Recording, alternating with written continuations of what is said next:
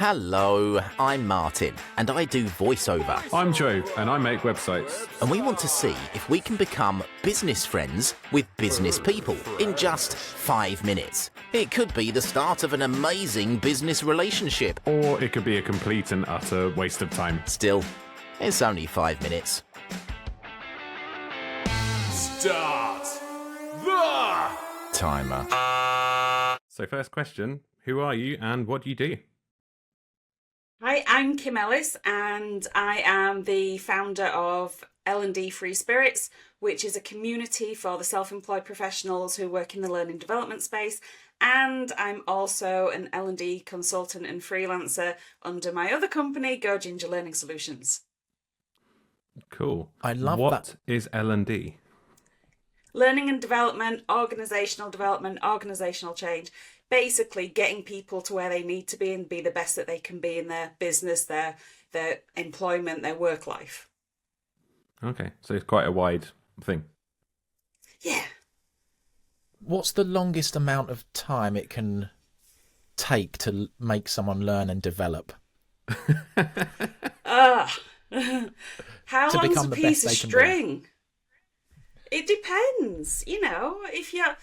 So, okay, when I was working in contact centres and doing inductions, we would usually have, a 2 or 3 week induction followed by a buddying period where they were really embedding the learning.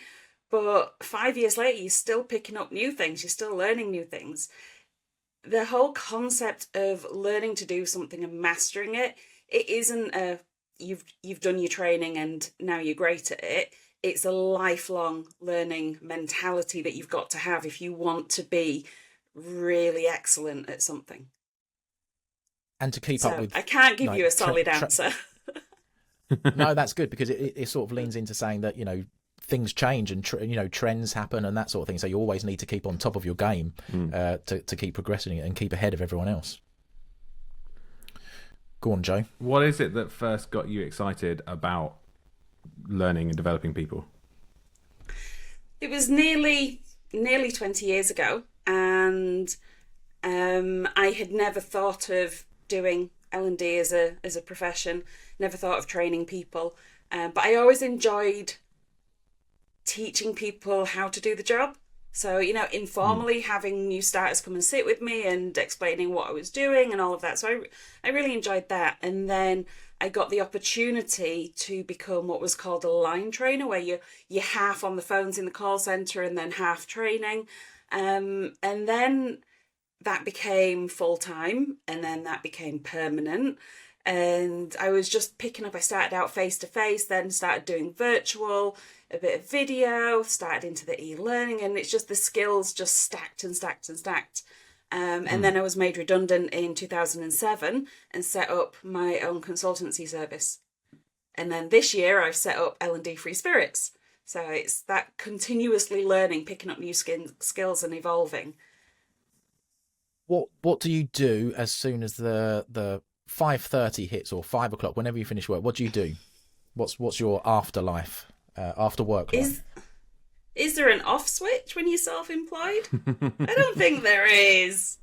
I don't know.